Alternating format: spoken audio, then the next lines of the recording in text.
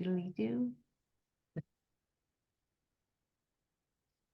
Hey everyone, and welcome to Chef AJ Live. I'm your host, Chef AJ, and this is where I introduce you to amazing people like you who are doing great things in the world that I think you should know about. Well, today is the last Sunday of the month, which means it's time for Chef Kelley Williamson, who is also known as the plant-based kitchenista. She's going to be making her own dinner for herself tonight for Christmas Eve. It is a Ratatouille lasagna and an Italian salad. Please welcome her to the show. Happy day before Christmas. Thank you. You too.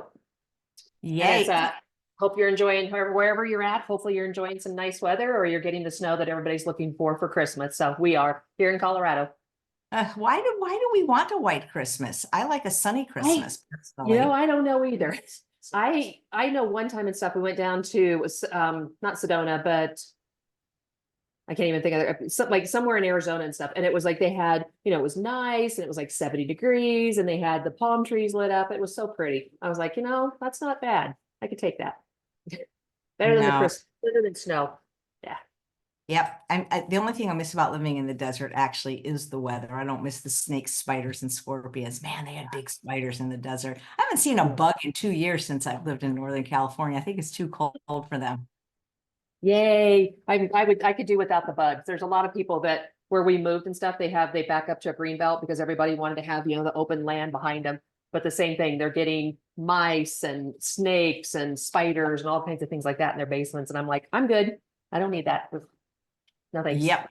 We'd always get a lot of crickets in the desert too. And you can never see them, but you could hear them all night. And they would get into certain places, like you try to find them and you can't find them. They get into like in between the walls and all kinds of stuff. But yeah, they're bad. I remember when I moved to the desert, I lived there myself for 3 months while Charles continued to work in LA.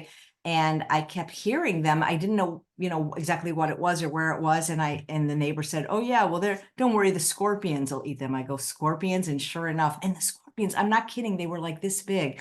They freaked me out. And when you're not used to them, it's really tough to get used to something like that in your 60s. Yeah.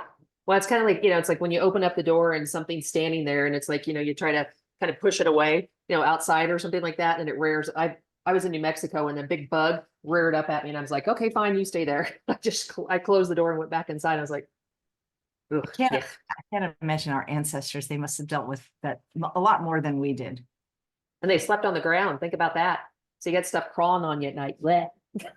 What did people do in the old days about the cold though? I mean, I can't imagine living in cold climates back before living indoors.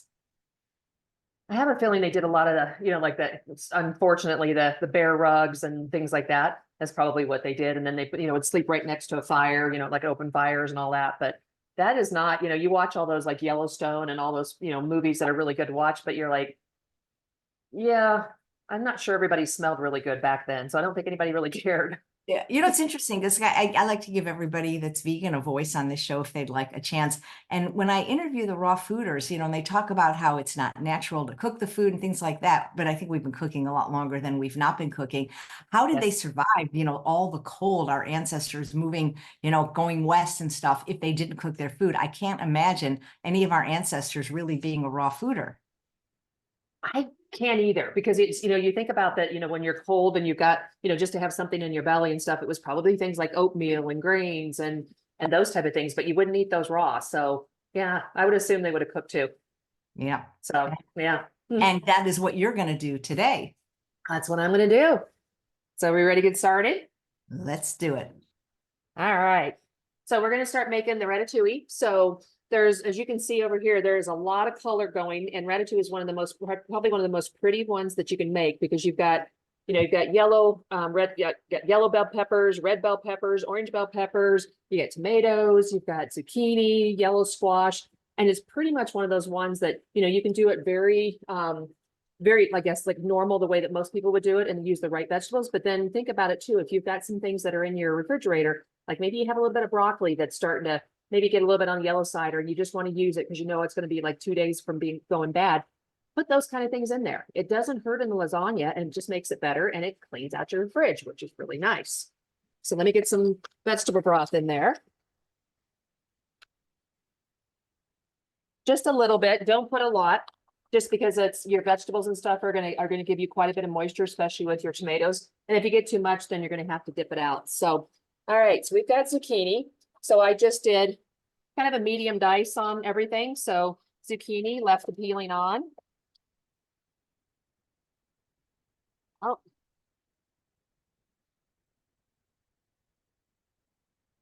So basically your ratatouille is yellow, it looks like yellow bell pepper, green zucchini, orange tomato. correct. So, yep, so zucchini, so green. Then we got yellow squash. Yellow squash was hard to find here in Colorado. Don't know why. There seems to be some weird things like basil and things like that that you can't find in the stores right now. So, I don't know, it's strange. Red bell When pepper. When I visited you, you couldn't get the Hannah's or the white sweet potatoes. Did they ever fix that? They did. They actually, but there's very few. So when they actually have them in the stores, they'll put like a lot of the purple ones, and then they'll put just a few. There's probably maybe 10 at the Hannah, and then everything else is the sweet potatoes and the yams. Because I think that's the most popular and that's what people know. So they kind of stick to those. I think the Hannah, everybody's like, why aren't those darker? You know, like the darker kind of rust colors. Yellow bell pepper. Orange bell pepper. And no green bell pepper, right? No green. The reason I don't do the green in the ratatouille is just green is very, it has a very like big taste and it kind of takes over. I use that when I do green bell peppers, I usually do in Mexican food. But when I make something like this, I want everything to blend together. So the green bell, I don't want the green bell pepper to stand out. I heard that But the green ones actually are not ripe. Is that true? that's what I've heard too, but I don't know for sure. But I'm assuming, if you leave green bell peppers though, you think about this, you leave green bell peppers in your garden, and we used to have that. They get like a purple color, but I've never seen them go red. So I don't know. I'll look that up. Have you Onion, ever seen the tiger ones that are like yellow, orange, and red? They're so beautiful. They're striped. once in a blue moon. I think I've seen them twice in the time that I've been here in Colorado. I don't know if it's not something that they bring in a lot, but I rarely see it. There's a lot of times and stuff we won't get a lot of the fruits and vegetables that you see other places. Like if I went to the California market, huge difference, I'm sure, in what I would see. Like a lot of our tomatoes, like even the heirloom tomatoes, are like small, like this. And I know I've seen some that are like that big. So not here. Tomatoes. And this pan is going to get really full really quick. And then last thing I'm going to do is eggplant. But I'm going to let this cook down just a little bit, and then I'll add the eggplant. So lots of vegetables. If you think about it, it is a whole pan. And the nice thing about it is if you have extra of these vegetables left over, then just keep them. And then you can put them on a salad. You could just eat them as a regular dish, or you could actually put them on a baked potato. Would be another way to do it. So don't get rid of them. Love ratatouille. And it's really nice too, because a lot of times your lasagnas, the basic lasagnas are usually like, your tomatoes, like a tomato sauce, marinara sauce, your noodles, and then you've got usually spinach, ricotta, those type of things. And they're very good lasagnas, but to have something that has, all these different vegetables, and then we're going to have 2 different sauces, really good. All right, then I've got tomato paste.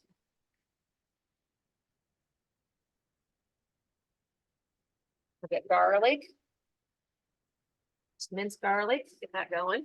Then I'm gonna let it sit and just kind of cook down just a little bit, and then I'll add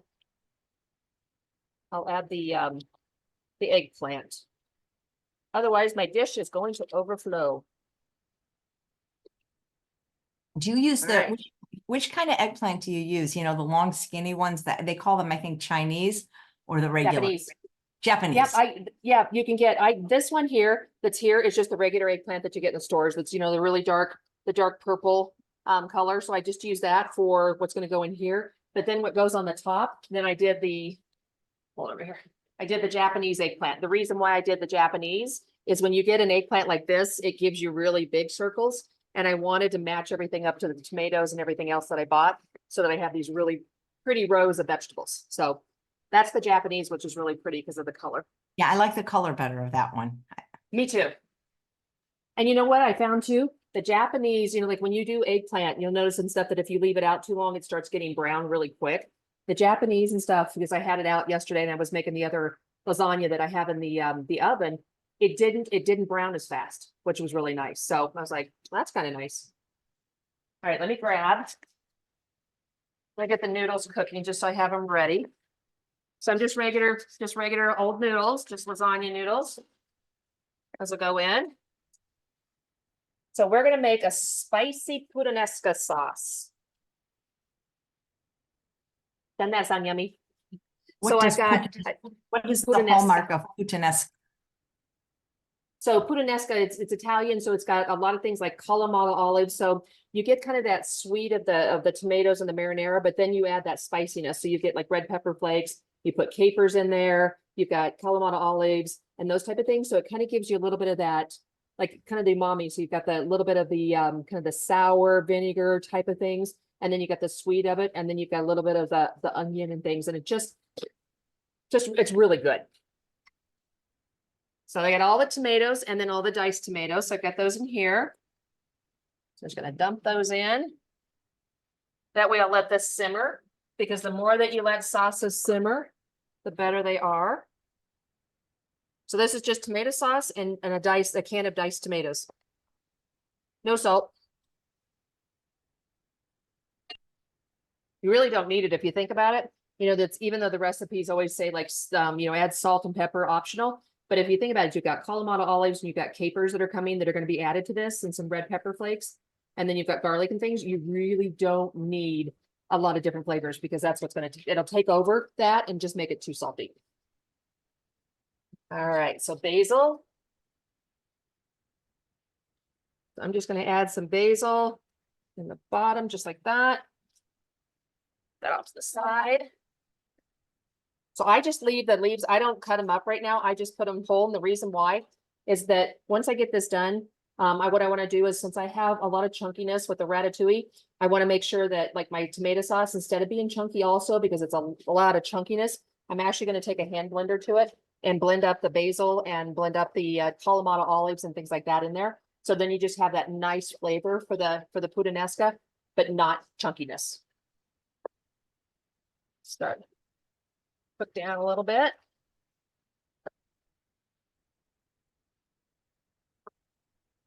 Put the lid on it real quick. Okay, so then we've got, so the puttanesca that we're making, so we got the dice, we got the basil in there. We've got an eighth of a cup of capers. So very little liquid. I pretty much drained the liquid off, and so I just have the actual capers in there. If you don't want to buy capers, one of the things you could substitute would be lemon juice. That'll give you a little bit of that kind of that flavor without buying capers. I tend to buy capers in those little jars like that, and they probably keep them, they probably have them in the fridge for 6 months or more, because I don't use them a lot. All right, then we got red pepper flakes. So we got an eighth of so we got 1 teaspoon. If you don't want that hot, because that's what red pepper flakes are going to do, leave them out, but it really adds to the sauce. Okay, and then we've got, is it what? Is it basil or basil? You know what? You hear it differently all over the place. And it's funny because I always listen to a lot of the chef shows, and I would say, I've seen, who was it? What is it? Chef Ramsay, basil. And then I've seen, so it's like, it seems like more Europe is basil, and then here in the United States it's basil. So that's what I've seen. So then I've got Kalamata olives.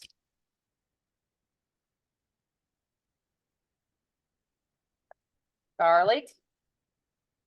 That's 4 garlic cloves.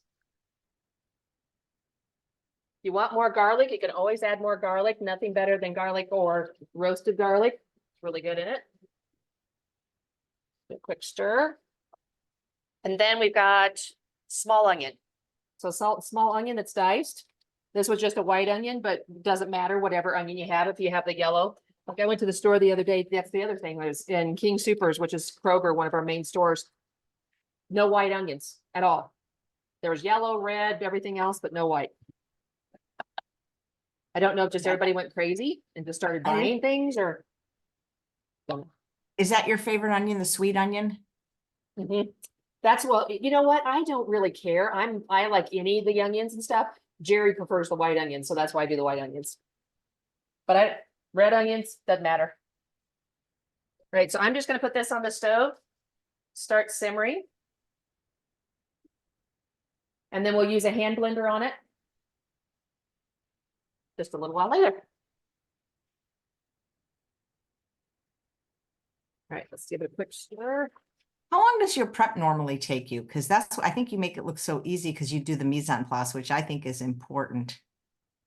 You know, this one probably because I made 2 of them. And so it took a little bit longer and stuff than normally. I would say that to get everything ready for the Italian salad and the lasagna was probably about an hour. And that was just, you know, because I know like how I want to cut things and that type of thing. But doing it twice and making 2 lasagnas and then making the full lasagna last night was probably about 2.5 hours. But the good thing about it, the way I looked at it, is that tomorrow, so when I'm getting ready to take things over for Christmas dinner, I've got, you know, I can make the Italian, so I got to make a salad, a couple of vegetables, but the lasagna is done. So the lasagna will go with, you know, that they'll eat probably like ham or something else, that type of thing. But pretty much everything else, the big things that I need to make are done. Because vegetables are easy, like asparagus and green beans and cauliflower and all that. Okay, eggplant's going to go in. They gained enough room in the pot. And the last thing that's going to go in is going to be the Italian seasoning, because that's going to be at the very end. And then we're going to put in spinach. You look at that is so pretty already. Who needs ham? Nobody. Yeah, nope, especially not the pig. Yeah. Oh, Doesn't even sound good. Kelly, Jennifer would like to know if this could be possibly done in an Instant Pot, the cooking of the vegetables. Yes, you could. You actually could. You could do this in an Instant Pot. It'd be super easy. Just dump everything in there, you know, hit the I'd say what, 10 minutes at the most, and then just let it go and stuff, come back and it's done. And this is one of those recipes too, that if you think about it, do the vegetables, you know, you could do them a couple days ahead of time. You could do the sauces a couple days ahead of time, have everything sitting in your refrigerator, and then just make it the last minute. So that's an easy way to do it. I mean, it's fabulous idea. Love it. All right, so we got the ricotta. So we're going to do that next. Let me grab my food processor.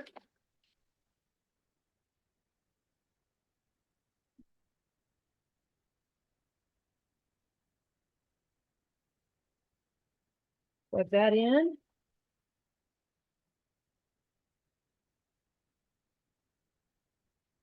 All right, grab everything. And the nice thing about it too is like, you know, because probably if you're looking and thinking, oh my gosh, that's a lot of chopping up.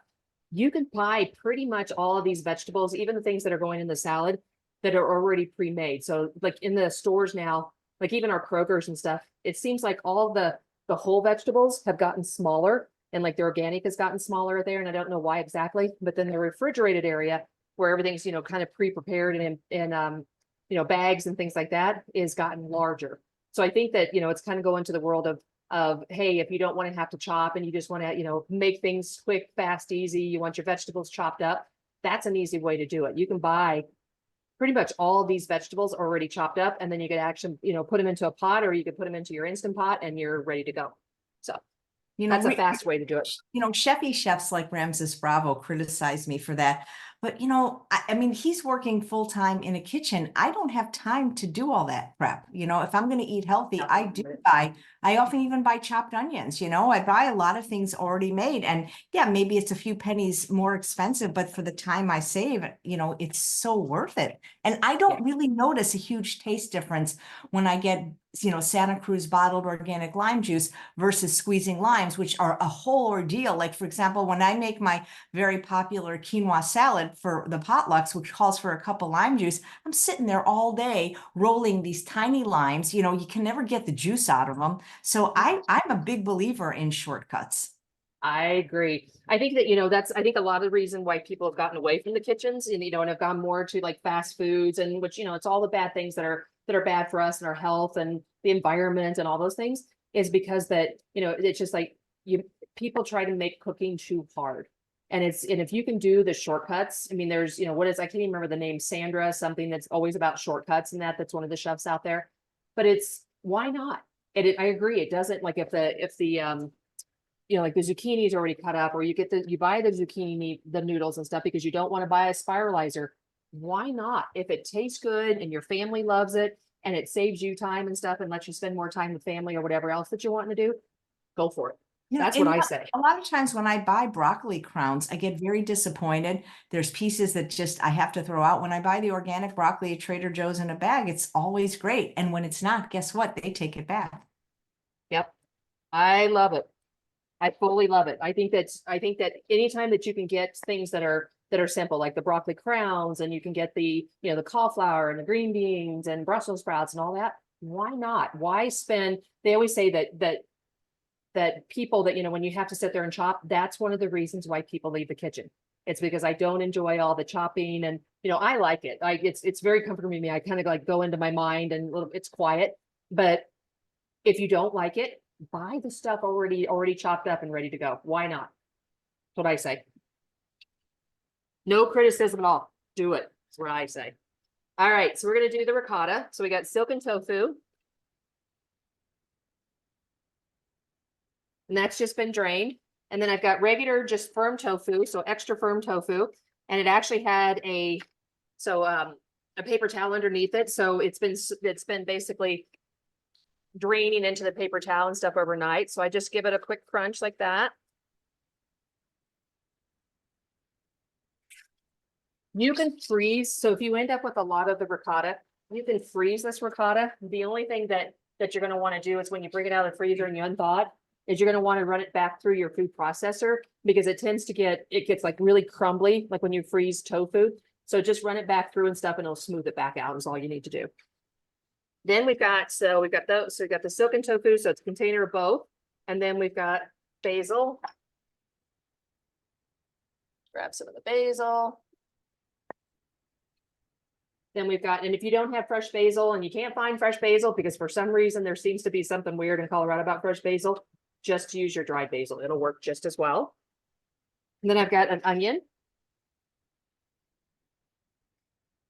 Lots of vegetables. Then what is in that, what your mom always used to say, eat your veggies. That's what we're doing today.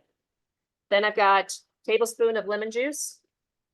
Santa Cruz, the jar, just like what you were talking about. Garlic.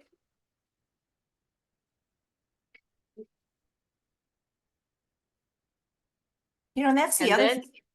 Go ahead. I was just thinking about waste. Even though I bought the Nutrimilk machine years ago, and I still actually use it for other things, specifically making Charles his nut butters, because it's a lot cheaper and better than what he was buying. I realized I was throwing out so much plant milk because I don't drink milk. I don't make smoothies. You use a splash here, a splash there, once in a while, a cup in one of my blended soups. So, I buy boxed milk, and it's not perfect, but it's like, what's that saying? Don't let perfect be the enemy of the good. Exactly. It's like if you want to have, shelf safe milk and it's sitting in the, your cabinets because you have more space there than you have in your refrigerator. Because I don't think we ever have enough space in the refrigerator. Do it. I agree with that. We probably go through soy milk. Jerry does soy milk, but he does cereal in the mornings and he does oatmeal and those kind of things. So that's when we use it. So nutritional yeast, half a cup. Oops, I just dumped it. I tend to like things a little bit where it tastes a little bit cheesier. So if you end up adding more nutritional yeast, do it. Do you ever make cheeses like, more like hard cheeses or sliced? I mean, everybody mostly makes like cheesy type sauces or faux parmesans, but do you ever make like actual sliceable cheese or like a vegan cheese, of course? I have. I've made ricotta and I made a cashew cheese. I made during when we're doing community dinners and stuff, I made a bunch of cheese balls. Just made them with almond cheese and cashew cheese and walnut cheese. I'm trying to think what else. The mozzarella was the one that was the most interesting, but that we ended up making that on a pizza, which was really good, but it's quite a bit of process. Yeah, because if you try to go buy them now, if you go, I know Miyoko's out there, those type of things are really expensive. And they've got, there's not necessarily is all the right products in them. There's usually a lot of oil and things, but you can make them, like fermented cheeses and things like that are not that hard to make. You just have to make sure, you're doing your soaking of your nuts and all those fun things, but they're good. They are good. get this going.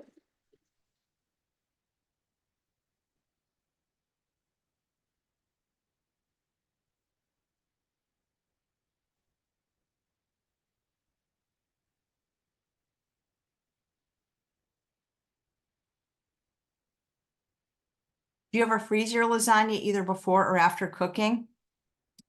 I'm sorry, I couldn't hear, it was the food Oh, processor was sorry. noisy. Do you ever freeze your lasagna either before or after cooking? In this house, no, because Jerry eats it. I mean, he will go through like a lasagna that's, a pan 9 by 13 and stuff in probably 3 or 4 days. So not, but yes, you could definitely, I would say, I would do it. I usually do it and stuff after, and then I'll freeze it in like little containers and stuff. So like it's like meal prep type of a thing, and then you can have it. But I've never had the chance to freeze my lasagnas because somebody eats them. Which is good. That's a good thing though, right? I just do this one more time and make sure it's all good. Perfect.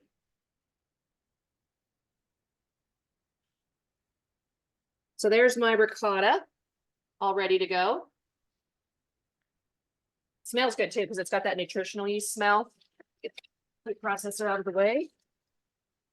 I'm going to add my spinach. And then my ratatouille is ready to go.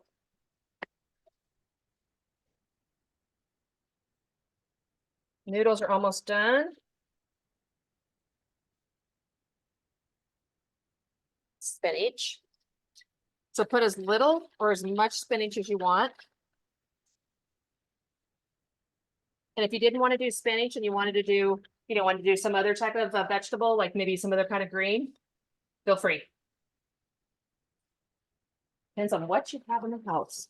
And this is, like I said, this is one of those type of lasagnas that you could clean out the refrigerator, which I love. Yeah, this week and stuff, like the last 2 weeks, Jerry and I've gone really kind of like really basic on the foods. Sometimes I would do like the bigger dinners and stuff, but we've gone, more like the stir fries and the potatoes and, just things like that. And it's been really, really nice. And it's amazing what it brought back to me was that like what I'm using. And then you're like, so you get your potatoes, you have them cooked up. And then the next day, you can make a hash, and then you could do all the things and stuff that you can, because you kind of get away from this if you really start cooking a lot of different dishes. But it cleaned out my refrigerator. So yesterday when I went to the store to buy, the things that last minute things that I needed here, it was like replenishing their fridge all at once. And I remember back when, when you're making a lot of fancier dishes and stuff, you have, tons of stuff that's sitting in your refrigerator, and you don't necessarily use all your carrots and all your potatoes and all those kind of things. They kind of sit for a little while. So that was really interesting. And it was actually really fun. It was like, I love there was like no waste at all. Okay, so there's the ratatouille all ready to go. So it does have some moisture, but that's okay because I will dip that out. All right, noodles are done. Here's the Italian seasoning, added it at the last. And if you don't have just the Italian seasoning, it's just of course your basil, oregano, little bit of thyme and a little bit of rosemary. Don't add a lot because it will overpower. What do you ever use herbs de Provence? And what is that exactly? I do. Once in a blue moon, I would say, I think I've had like 1 or 2 recipes that have done that. I don't know if I have it here to say what's all in it. Is it lavender? Is there something different about it? And when would we use that? Usually I've seen it in more like Moroccan type of dishes and that type of thing is when I've seen it. And I would say that I've used it when I used it before. I've used it in, I think I used it in a, what am I trying to say? It's got the mashed potatoes. What is that? A shepherd's pie is where I've used that. And then there was one time where I did some roasted vegetables and it called for that, but it's not, and it's got like, I think it like a little bit of, is it like, I can't even remember. Jerry, can you Google? It's been a while since I've used it. I mean, we're talking a long while. I've got it down in the basement and it's not something I use a lot. Oh, you got to keep it in the basement. Well, it's because I ran out of space. I mean, I got cabinet space and stuff, but I run out of space of like how many spices. I mean, you can, if you just, just that. And I got the top shelf, but you can't reach it. But I put all like the main spices that I do. And then the other ones I don't use, I have a rack that goes on the back of a door. Instead of putting it on the pantry door, I put it on the basement door, and it just has all the different spices that I need once in a while. Herb de Provence. Herbs. D. And Provence. All right, let me clean out my sink real quick because I'm going to do the noodles. Is Jerry a good cleaner upper? I would say he does like he'll do like the dishwasher and those kind of things, but I'd say I know we talked about this last time, or we talked on one of my other things, but it's a lot of times and stuff. I think everybody has their own way of wanting to do to load the dishwasher. And so I end up, even though I'm cooking, I end up loading the dishwasher just because I like it a certain way, and I know I can get more dishes in it.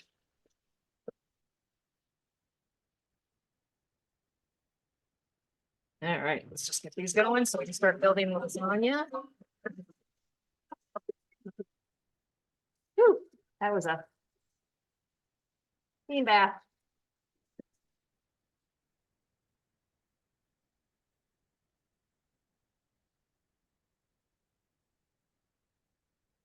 Sauce is simmering, looking good. All I'm doing is putting cold water on the noodles just so that I can touch them, because when you're making when you just got them done like this, if you touch them and stuff, they're really hot. I just want to be able to pull them apart. And this is one too that if you didn't want to do, if you wanted to say, I don't want to do noodles, you could actually not do noodles. You just leave it and just do all vegetables. Really? That sounds. Yeah, without the noodles. Good way to do it. All right, let me grab a. All right, so then we got the sauce. I'm going to add that right here.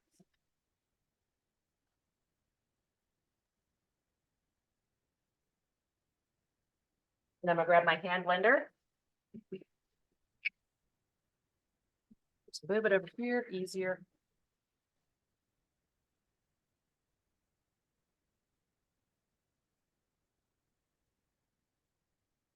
Just a little bit of the hand blender.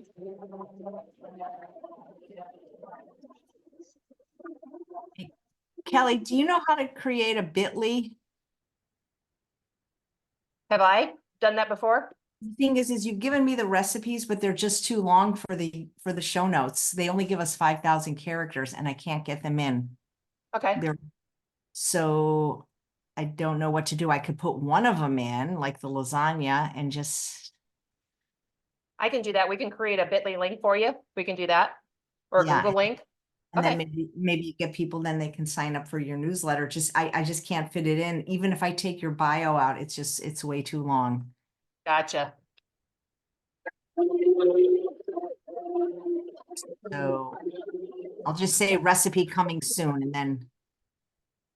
Yep, we can do that, and I can send it over to you. And okay. Sorry about that. It just doesn't fit. Oh, that's okay. That happens. Yep. All right. So now we've got the sauce. All really good. As far as taste, you can taste. So it's like you've got, the sweetness of the tomatoes, which are just yummy. And then you've got the little bit of that basil, but then you've got the capers and you get a little bit of the Kalamata olives and stuff. So it kind of gives a little bit of that vinegar flavor a little bit, but then the garlic meshes it all really together. It's really good. You have extra left over, freeze it. So just dish it in.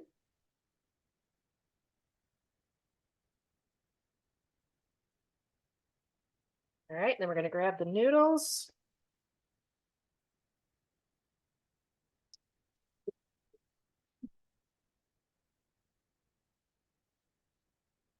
Any special kind of noodle you like to use? I think that, there's so many different types of stuff. I use the, which ones do I use? The Barilla, I can't even say it. Barilla. We use that one, which is really good, but there's tons of them that are out there. You can also get the Bonza, which is the chickpea, and they tend to hold up really well. I remember when they first came out with all the gluten-free and then the chickpeas and stuff, they didn't hold up well, but they've actually done a really good job with that lately.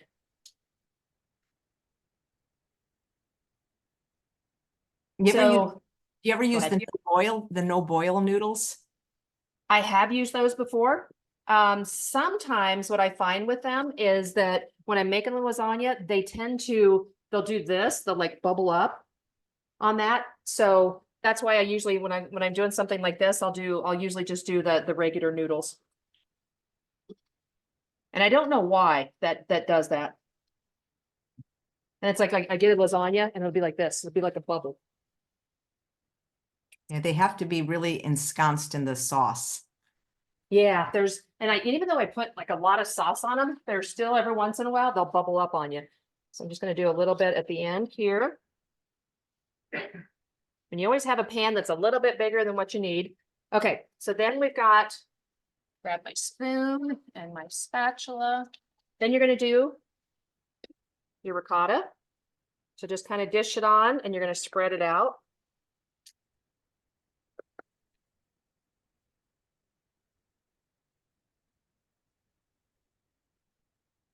And you could put as much or as little as you want. So if you want to make, if you're thinking, oh, geez, I don't want to have to go buy the silken tofu and I don't want to have to buy, the regular tofu and make all this up. If you want to skip one, then you can skip the silken tofu and just use the firm tofu and make it up that way. But just make sure when you've got it in the food processor that you really let it blend a lot, because otherwise and stuff, it'll kind of be chunky, which is a little bit more. Then we're going to put the vegetables in.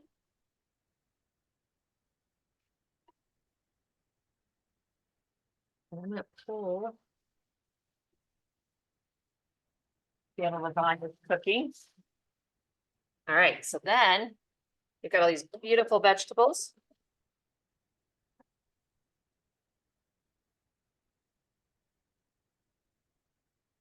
Make sure you don't get, try to get the liquid out as much as you can. Spread this over so you guys can actually see.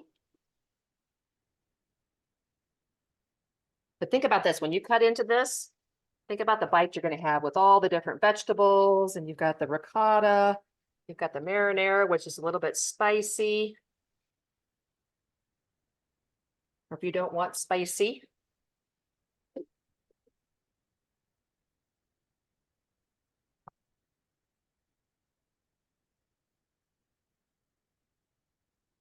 And I'll show you here just a second before I put the marinara on it.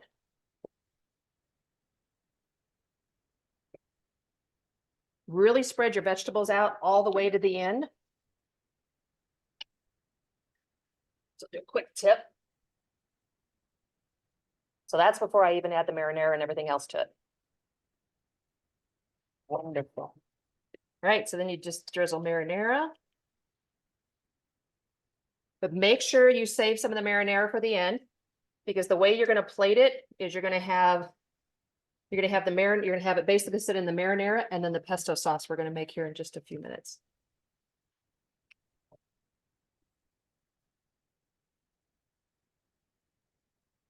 You make it look so easy. Thank you. A lot of practice. All right. Then we go the noodles on the other side. So as you remember, I put the small noodle on this side. So the noodles are sticking together just a little bit. But now I go on this side, overlap. And that way everything overlaps, which is really nice.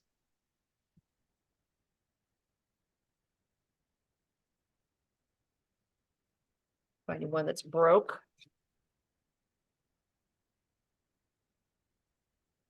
Yeah, the no boil are really easy, but like I said, I've sometimes had issues with them. So that's why I was like, nope, for the show, we're making the real ones. Okay, so same thing. Ricotta. Dollop, dollop, dollop.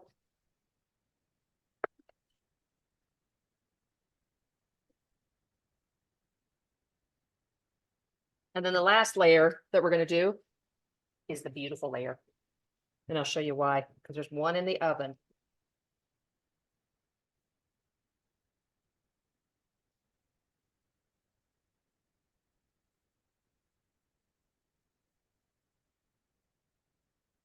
And you'll see that I put it on a baking tray. And the reason why I did that is because if you go all the way to the top to, you go all the way to the top to your, with your lasagna, a lot of times and stuff, your tomato sauces will start bubbling over and then it gets all over the bottom of your stove. It's not fun cleaning up. So just put something underneath it. Like if you're doing pies and those kind of things, if you have anything that goes right to the top, and it'll save you a lot of trouble of having to clean.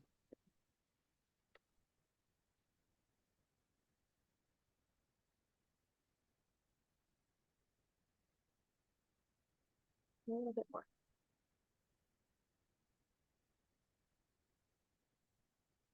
All right. So then as you were watching, vegetables next. So think about how hearty this lasagna is. You've got all the vegetables and all the good things for you.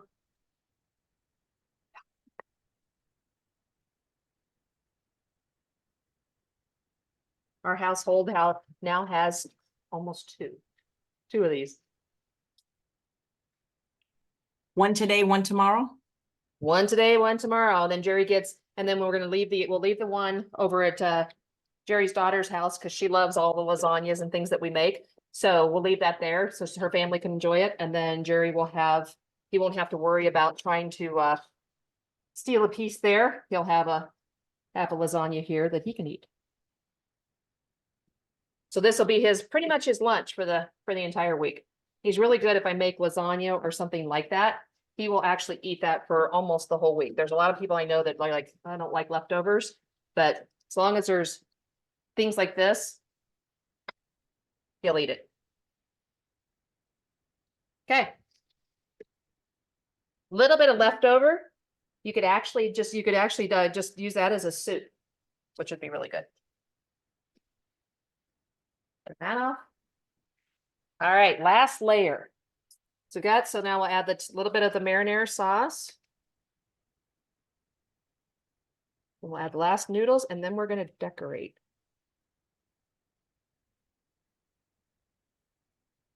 Ooh, decorated. Decorate.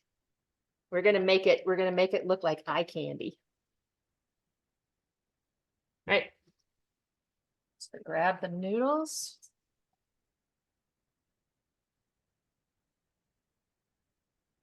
I went that way, so now I'll go this way. So I've got everything kind of layered over. That way, when you cut into it, you don't have anything that breaks up, which is really nice. You'll see I'm overlapping just a little bit.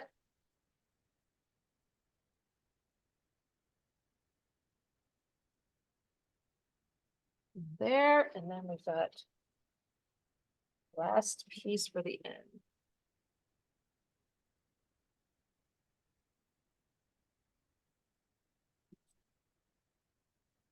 Voila. Of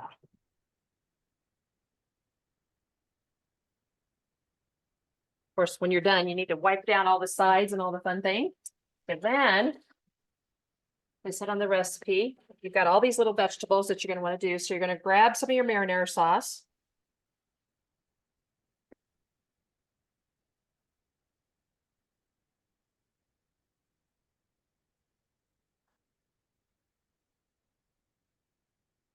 This marinara sauce smells so good.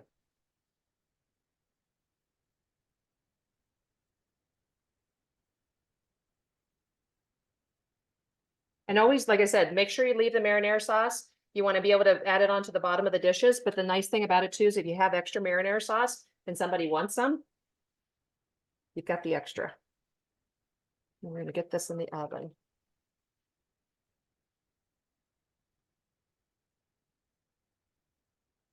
Okay. All right, so then grab your zucchini. The way I did it is I just went all the way down the row. Nice little circles. They're probably 1/8 of a quarter to 1/4 inch thick. So I got that. Then we'll do Japanese eggplant. Jennifer says she always gets intimidated to make veggie lasagna. She did it once and it was very watery because it had lots of zucchini. She should try again. If you cook the zucchini first, it probably would cook the water out, don't you think? Exactly. And if you've got, you know, if it even tends to have, because a lot of times they'll say make like zucchini noodles. You've got to make sure and stuff that you really pat them dry, because yes, if you do like zucchini noodles and things, it will get really watery and then it's not good. So yeah, cook it and then pat it. You could even pat it dry with one of those, like the cotton towels, like these type of things, like that. All right, so keep going. I'm doing zucchini. No rhyme or reason, depends on what you guys want to do. And then I've got eggplant. You could do 2 of each, you could do 1 of each.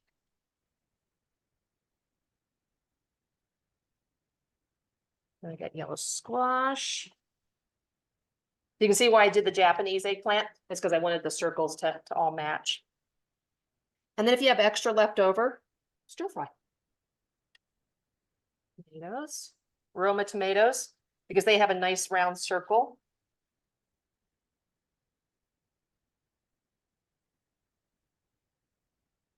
Have you ever, instead of using noodles, used like very thinly sliced butternut squash or zucchini as noodles? I have. I've used that, and there's also one time I made a polenta. So there's all kinds of different ways that you can do lasagna. So yes, you could do that without doing the noodles. You could also make it, you could actually spiralize in here if you wanted to, like your spiralized zucchini noodles. You know, sweet potatoes are good. There's all kinds of different ones. Jerry's tends to be more of the traditionalist and likes a lot of the noodles. But grab my Japanese eggplant because I miscounted on 1. And I'm gonna make this salad.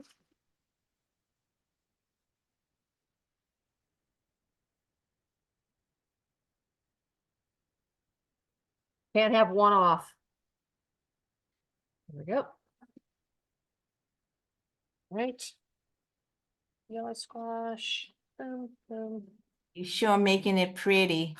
That's what it's all about, making it pretty.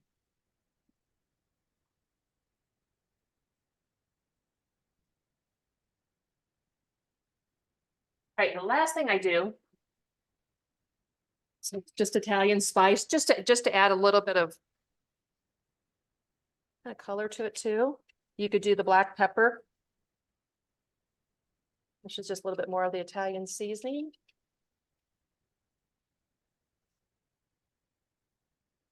All right, there it goes. Oh, it is heavy. Going in the oven. Oh my 350, God. That, and so 45 minutes. that's Doesn't it look very, good? very cool the way you did the top.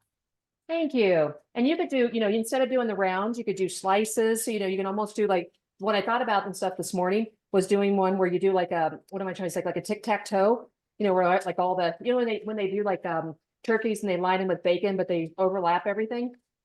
I was like, you can do that with vegetables. That'd be really pretty. Parchment paper. A little aluminum foil on the top, 350, 45 degrees, going in. And it's heavy. The other one's ready. All right, salad. See, I do have some extra zucchini and yellow squash. That's going to be stir fry later, which is going to be great.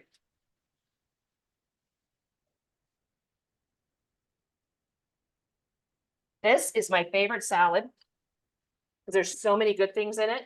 So I've got romaine lettuce and, you know, but you could use any of your favorites. You could get the ones that have the little containers and stuff where it has like the 5 different colors of lettuce. And then it has red leaf lettuce. So those are just the 2. And then I've got roasted red peppers. So those came out of the jar. So that's a shortcut, or you could actually roast up your own. And I just did them in nice little, kind of like little strands, but then I also cut them in half because I like to, like if you're, you know, got a bite of lettuce and you've got a bite of the roasted red peppers, it's really nice and stuff to have them all where they kind of match like the mouthfeel. All right, we've got cherry tomatoes. They had San Marzano tomatoes and stuff for cherry tomatoes yesterday in the store. And I was like, Those are beautiful.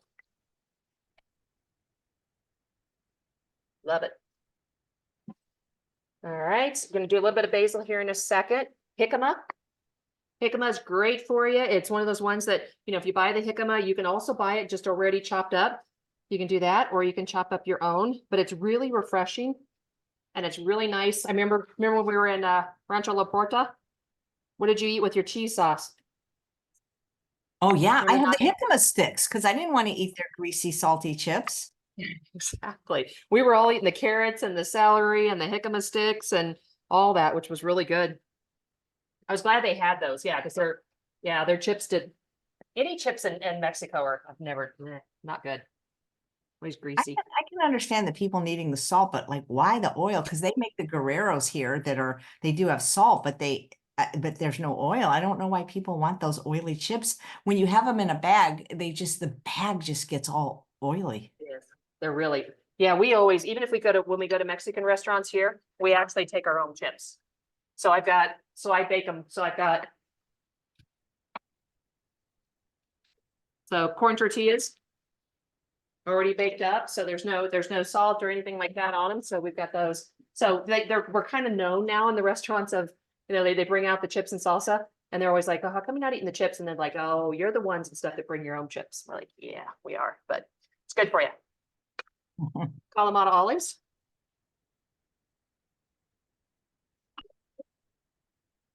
Garbanzo beans. Something Jerry never used to eat on salads when we would go places. Hated garbanzo beans on the salads, and now we eat garbanzo beans with everything.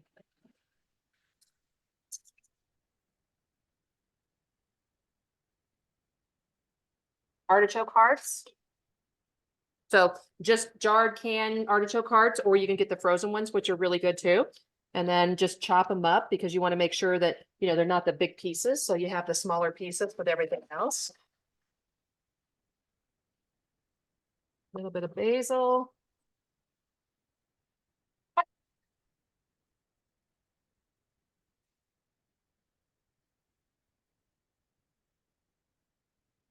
little bit of scallions. Gives you your onion flavor, which is really nice. And then we're going to mix this up.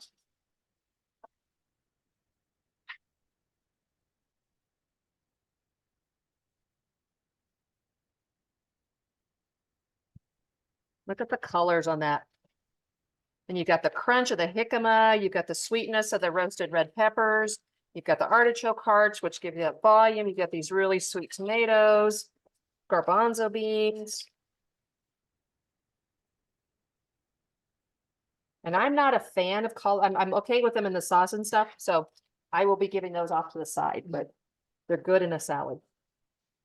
It's a very popular salad when you take it places. People love it because they're like all the vegetables and the different things, artichoke hearts that are in there. You don't see a lot of salads with artichoke hearts. All right, last thing is, and then we'll pull out the lasagna.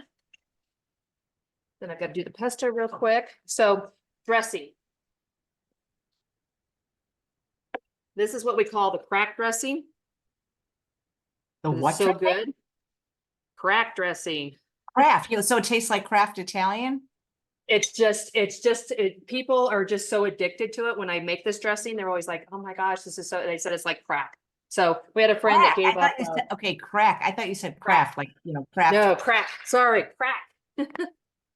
All right, so we got, in here, we've got so we got balsamic vinegar. We have shallot. It's in there.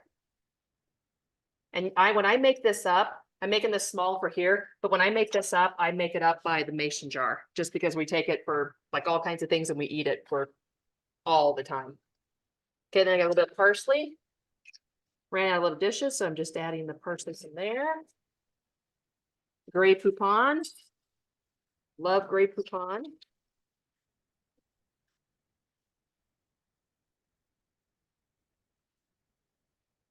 Then I have, what am I trying to say?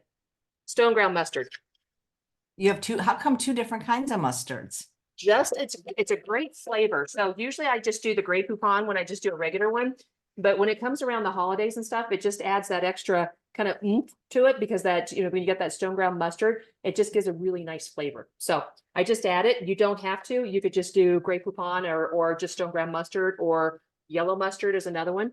Sometimes I've actually added yellow mustard in there too. And so then it's a really mustardy dressing, which is really good. And then just red wine vinegar, a little bit of that.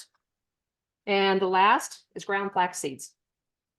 That's going to give it. So what it's going to do, it's going to be probably a little bit runny when you first do it and stuff, but the flaxseed is just like, it's like an egg and stuff. And it's actually going to make it where it's really thick. So you don't have where it like runny balsamic, which is really nice. Just a little bit of the blender. I'm gonna do the pesto really quick. And then we are plating. That's amazing that you have all those different mustards. Have you ever tried, there is, I mean, it's just any dressing that has, like if you like mustard and you do yellow mustard, stone ground mustard, and Grey Poupon and something like this, it's unbelievable, the mustard. And you don't put very much sweetener in it at all. I'm surprised. You don't need it. You've got, and especially if you've got the right balsamics. I mean, if you buy, you know, the very inexpensive balsamics, you know, they're very tart.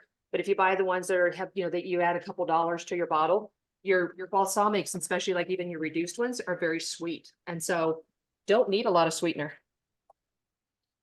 So there it is.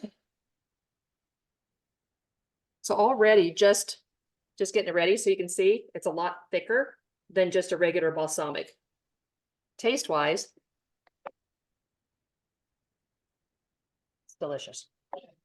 Got a little bit of kick because of your mustards and stuff, but on a salad like that, when you've got all the garbanzo beans and everything else, wonderful. All right, pesto really quick. So we're going to plate up. And you're not going to make a lot of pesto just because you don't need a lot of pesto. You just need enough for just a little bit of the flavor. So on this thing, you've got a 1/4 cup of pine nuts. And that's why you don't want a lot of pesto, because things like pine nuts and things like that can have a lot of calories, but just a little bit. You don't even have to do the pesto if you don't want to, but it's just something that we're going to make up because it's just really pretty. A little bit of water, garlic. I remembered I had this other little Cuisinart multi prep plus and stuff in the basement. I was like, yay, because then I don't have to clean out the other food processor. All right, and then we've got garlic in there, got a little bit of miso. And what else? We got basil. And the pesto is for what? The pesto is just to add a little bit of the flavor and stuff to the lasagna. So it's going to be on the bottom of the plate. So it's just more like, you know, when you go to places and stuff and they'll have like a red sauce and a green sauce. That's what this is for. Yeah. And it is Christmas, so we want red and green. Yeah, exactly. Just have a bit of that. All right. All right, it's been a long time since I've used this one, so let me over there. Been in my basement forever.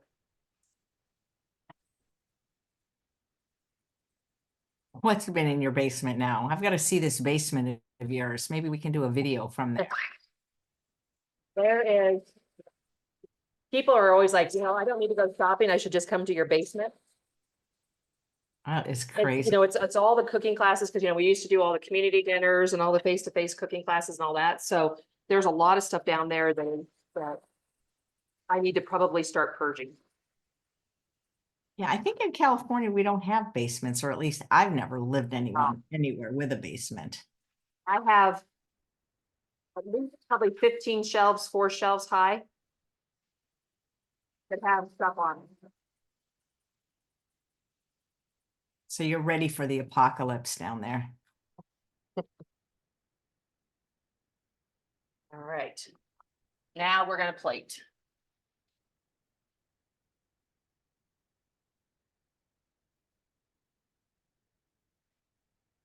So let's say taste wise. Tastes like basil pesto. All right, let's get everything out of the way. So, herbs de Provence, marjoram, rosemary, thyme, basil, oregano, savory, and bay leaf. Maybe it's the So savory that's different. I think it is the savory. I'm not a big fan of it, as like I said, because we used very little of it. But I think it is the savory and stuff that I'm not a fan of. All right, there we go. Let's get it out.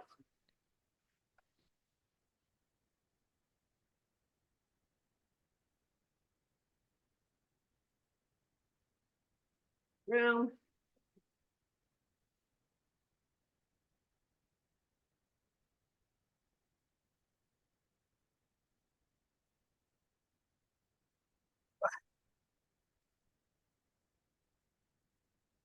Another heavy lasagna.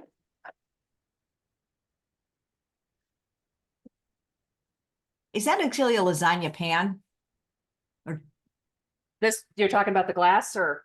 yeah, it's a Pyrex, right? Yeah, just a regular Pyrex 9x13. So there is lasagna. I'm going to tip it just a little bit so you can see it. And then we're going to get the white plate. It look pretty. It looks gorgeous. It's like you don't want to even like cut into it. It's like, all right, plate.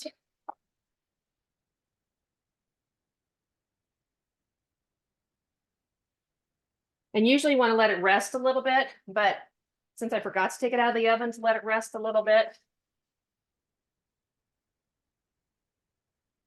it's like you don't want to cut into it. No, you want to give it like 10 or 15 minutes to.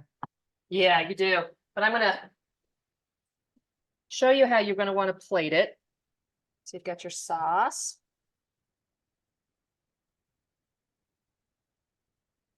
Make the circle big or small, depending on how much lasagna you're gonna put.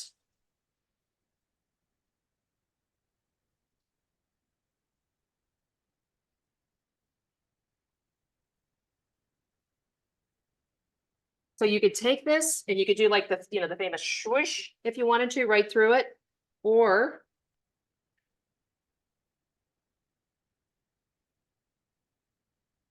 dollops.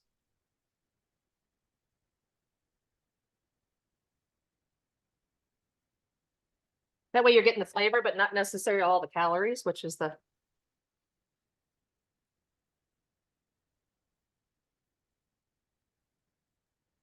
Gotta go right in between the eggplants.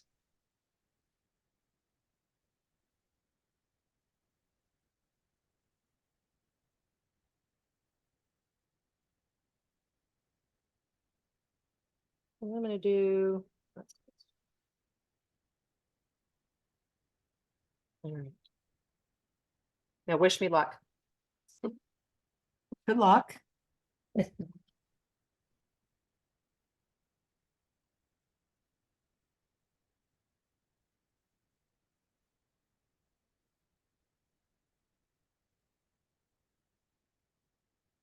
hope it came out a little bit on the bottom. Great. Let me do some basil.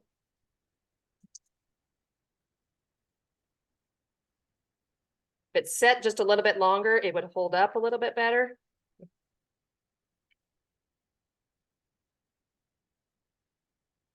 Go.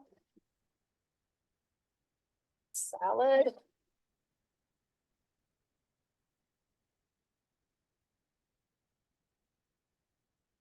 Dressing.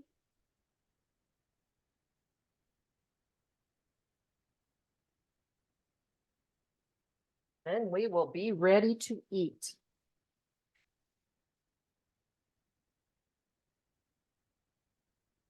This is one of my favorite salads. Has all the goodies in it, which is nothing better.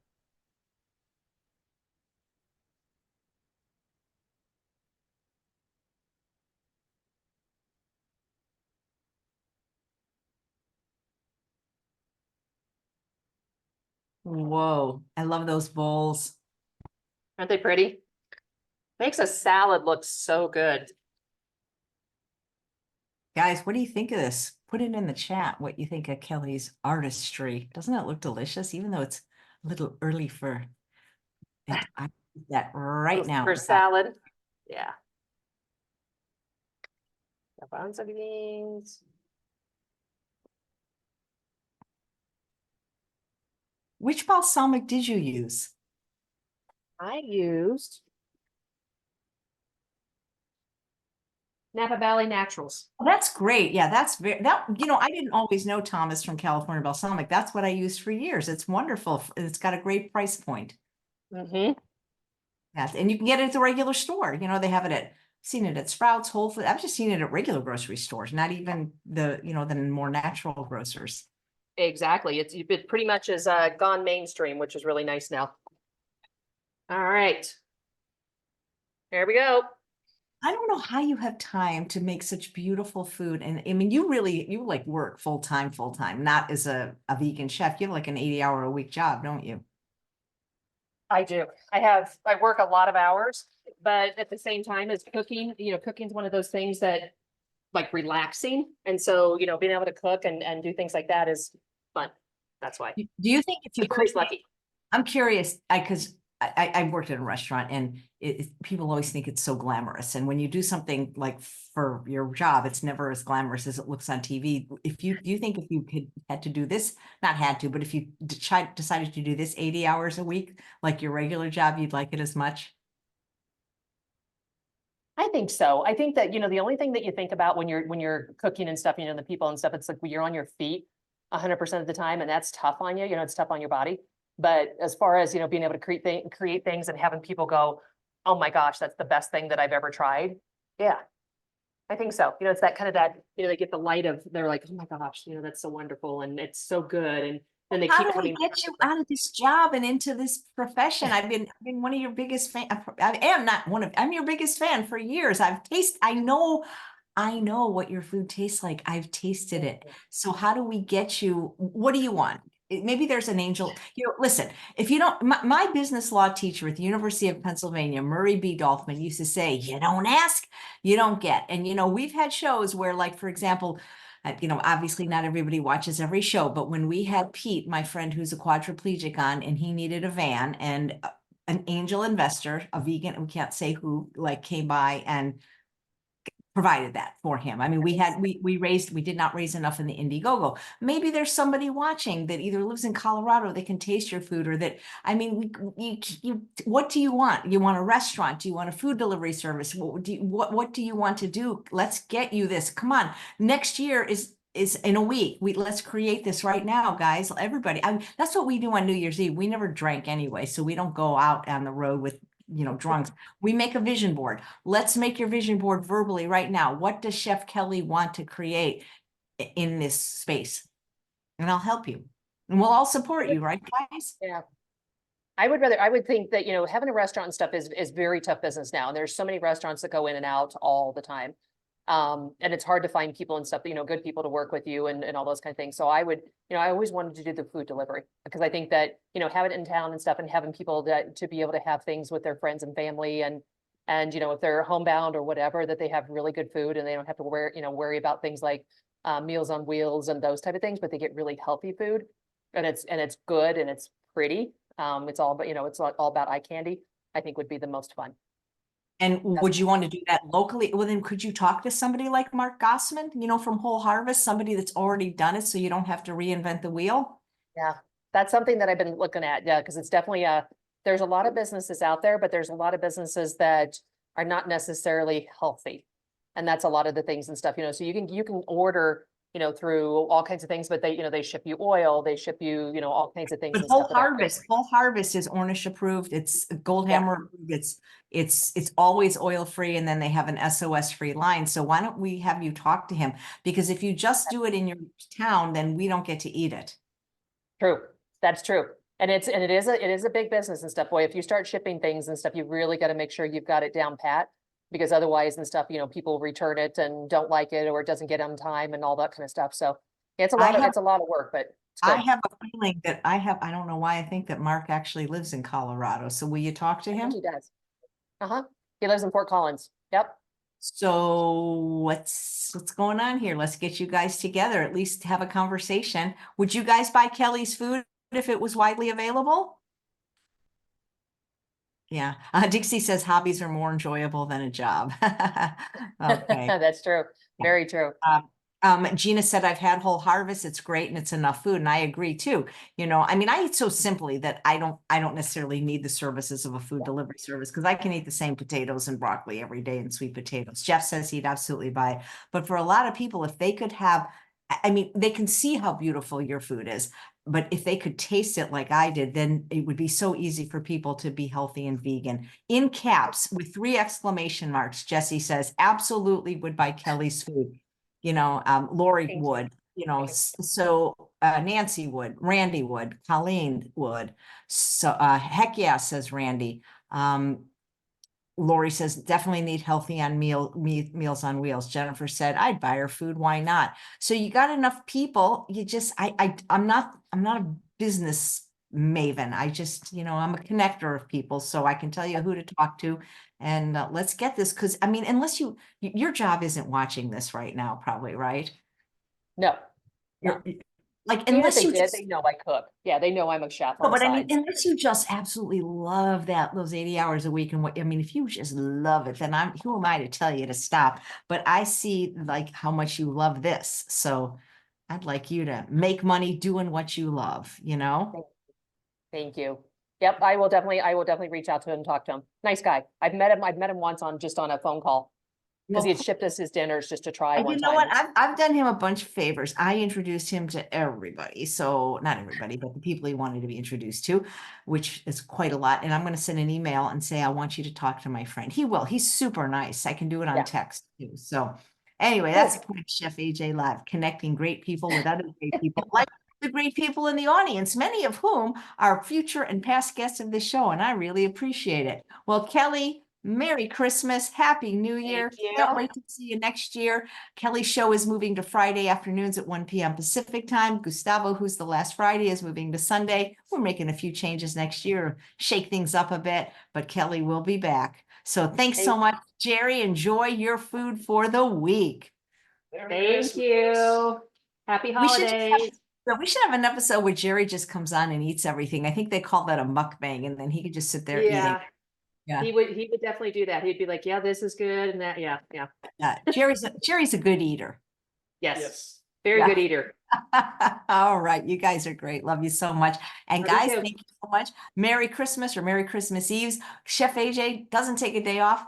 And we are having 2 live shows tomorrow, 8 a.m. Pacific time. I know it's a bit early, but my guest Shane Martin from Shane and Simple wants to be able to spend the day with his family. So he's going to make what he's making for them, which is a vegan French toast casserole. And then at 3 p.m., I know there's some people that maybe don't have places to go and are kind of stuck at home. So I'm going to be coming on with some friends of mine, people that you haven't met, or maybe you have, but they're the moderators of my channel, Jesse and Susanna, and then Pam and Zena, who are the moderators of all my programs. So we're just going to do a hangout, just chat. You can ask me anything. I'm pretty much an open book. Happy holidays, Kelley and Jerry.